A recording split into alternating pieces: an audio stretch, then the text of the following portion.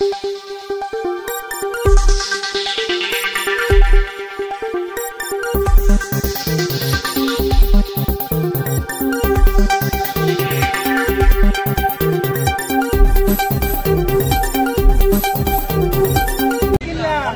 जिल्हा याच्या पुढे आम्ही अशी गुन्हेगारीची लील काढणार नाही।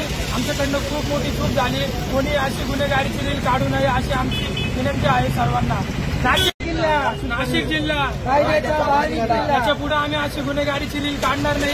आमच्याकडनं खूप मोठी चूक झाली, कोणी अशी गुन्हेगारीची लील काढू नये अशी आमची विनंती आहे सर्वांना।